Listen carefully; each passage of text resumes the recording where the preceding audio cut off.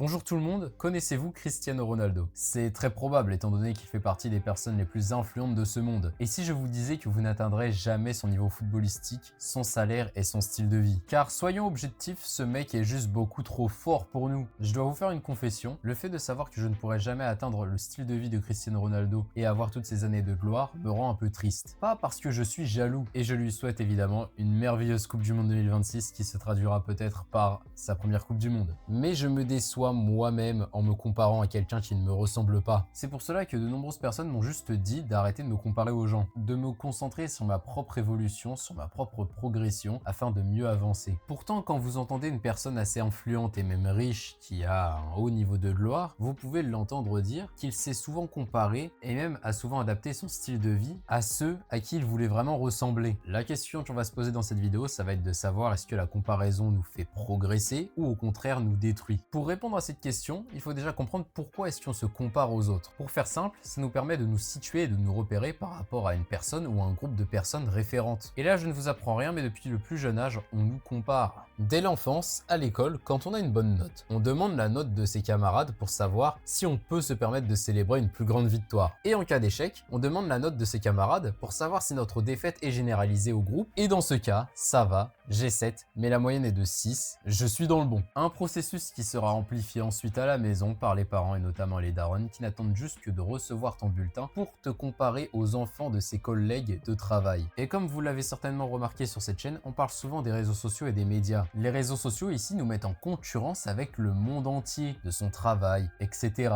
Mais désormais tu peux te comparer avec les réseaux sociaux avec un Pakistanais dans les montagnes, un Japonais à Tokyo et un Américain à McDonald's. Peut-être que ce que je viens de vous énoncer vous semble négatif, mais en réalité pas tant que ça. Car la comparaison avec l'autre permet de visualiser plus facilement un idéal afin d'améliorer son quotidien et d'être plus épanoui. Alors évidemment, il faut bien choisir son idéal. Mais la question de l'idéal humain ne date pas d'hier. Elle date au moins de milliers d'années. Si on prend l'exemple de la religion, ou en tout cas des 3 grandes religions les plus connues dans le monde, ces religions nous donnent une image à laquelle on doit se comparer en tant qu'homme. Et quand je parle d'homme avec un grand H, sur laquelle nous devons travailler afin de mieux correspondre à l'idéal qui est écrit dans ces ouvrages. Pour la faire simple, croyant ou non croyant, le principal c'est de trouver une personne ou un groupe de personnes vraiment inspirant, spécial et unique. La comparaison doit te pousser vers le haut, c'est-à-dire que tu ne peux pas prendre une personne qui a des compétences inférieures ou égales à celles que tu veux améliorer. À la rigueur, cette personne devient un rival, mais pas un outil de comparaison qui puisse te pousser vers le haut. Car ouais, faut le dire, une mauvaise comparaison avec la mauvaise personne, dans le meilleur des cas, tu stagnes, dans le pire, tu régresses. Mais le problème quand tu prends une personne qui a un niveau beaucoup trop haut en comparatif, ça en devient déprimant. On peut même se dire que tu n'atteindras probablement jamais son niveau, et forcément encore moins le dépasser. Et pour illustrer ça, je vais vous raconter une petite histoire de ma merveilleuse vie. J'ai commencé la salle en seconde, en fin d'année de seconde pour être plus précis. Et avant d'aller à la salle, j'avais déjà fait de la musculation au lycée. Mais c'était assez ridicule, parce que j'avais aussi peur du regard des autres, et je faisais des exercices à peu près approximatifs. J'étais pas vraiment destiné à commencer la salle en fin d'année de seconde, mais je me suis rendu à une évidence que je ne pouvais pas échapper, j'étais beaucoup trop maigre. J'avais envie de prendre en masse, j'avais envie juste d'avoir une meilleure carrure, parce que pour moi, et même encore aujourd'hui je le pense un peu, c'est un peu une marque de respect envers les gens. Donc au début, je le faisais vraiment plus pour un regard extérieur que pour vraiment moi. Ça a beaucoup plus changé après, vous inquiétez pas. Mais même si au commencement ça a commencé par du superficiel, j'étais vraiment déterminé à m'inscrire à une salle de sport. C'est ce que j'ai fait. J'ai contacté un ami que je n'avais pas vu depuis le collège. Je lui ai dit, j'ai envie de m'entraîner, je sais que toi tu as déjà fait de la muscu, est-ce que tu pourrais me donner des conseils? Est-ce que même on peut aller à la salle ensemble?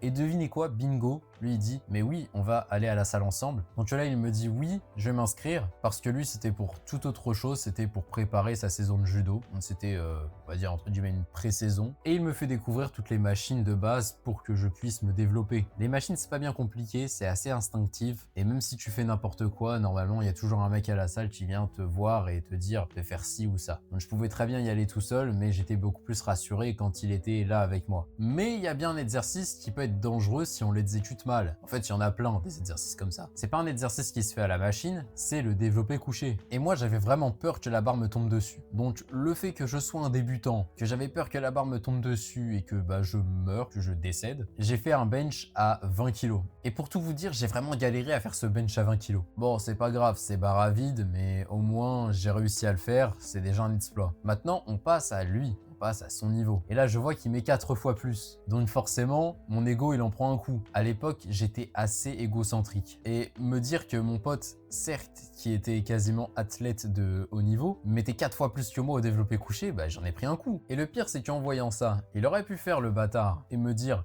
t'es sérieux Sacha là, à mettre 20 kilos au début, moi j'en mettais 40, j'en mettais 45, t'es vraiment nul, vraiment arrête la salle, c'est pas fait pour toi. Il aurait pu me dire ça. Ça aurait déclenché en moi forcément un peu d'amertume, mais ça aurait surtout anéanti tous mes espoirs de progression. Et heureusement que j'ai pas des amis qui sont des immenses bâtards, parce que oui, si vos potes font ça et que vos potes vous moguent, c'est pas vraiment des vrais amis. Déjà que la salle de sport a une image assez négative pour les débutants, parce que c'est un milieu on sait qu'il y a certaines salles de sport où les adhérents sont assez méchants envers les nouveaux. Alors je vous rassure, si vous voulez vous mettre à la salle, la plupart des salles de sport sont totalement friendly, même vous pouvez demander des conseils et les gens n'hésiteront pas à vous aborder pour vous donner des conseils s'ils voient que vous êtes en difficulté. Donc, qu'est-ce qu'il faut en retirer de cette histoire? Déjà, faut avoir des bons amis. Forcément, ça aide. Mais surtout, beaucoup plus sur le thème de la vidéo, c'est d'avoir une bonne résilience. J'en avais déjà parlé dans ma vidéo sur le stoïcisme, mais vraiment, la résilience pour progresser, c'est le plus important. Dites-vous que peu importe l'âge à laquelle vous commencez quelque chose, le domaine dans lequel vous commencez à exercer, vous serez forcément nul à chier. Alors oui, il y en a qui ont plus de facilité, mais vous commencez toujours à un échelon assez bas. Si vous pratiquez les échecs et que ça fait une semaine que vous pratiquez seulement les échecs et qu'en face vous devez affronter un gamin de 10 ans et qu'il vous met une raclée, ça peut être tout à fait normal. Parce que ce qu'on ne vous a pas dit, c'est que ce gamin de 10 ans pratique depuis qu'il a 3 ans les échecs. Il y a un écart de 7 ans et une semaine d'apprentissage. Et ça, peu importe l'âge, faut juste voir le temps que les gens ont commencé à faire la discipline. Ça peut être un bon point de comparaison parce que si le gosse de 10 ans a réussi à atteindre un niveau à 1500 Elo au bout de 7 ans d'apprentissage et toi au bout de 2 ans, ça signifie quand même que tu as eu une énorme marge de progression par rapport à lui. Bon, c'est un enfant, on va le laisser tranquille quand même. Mais malgré tout ce que je viens de vous dire, je trouve qu'on se compare quand même assez mal en France, même à travers le monde. Faut comprendre que tout le monde est différent. Même s'il y a beaucoup de points de similitude, les gens ont des trajectoires qui vont être bien différentes des vôtres. Le meilleur choix à faire ici, c'est de choisir des personnes qui ont le même objectif que toi. Et si possible, de prendre quelqu'un qui a déjà réalisé cet objectif, ou qui est sur le point de le réaliser. On va imaginer que tu te compares à quelqu'un qui fait des études de chimie. Jusqu'à là, c'est ok. Sauf que toi, ton objectif, c'est de devenir le plus fort en maths. Et même si pour l'instant, le mec en chimie, il te bat sur le niveau en maths, c'est pas à lui qu'il faudra se référer, mais c'est à quelqu'un qui fait vraiment des mathématiques. Parce qu'à un moment, quand tu vas progresser et que tu vas atteindre le niveau qu'a le mec en physique-chimie, ou chimie, peu importe, on s'en fout, t'auras pris le mauvais référent, et ça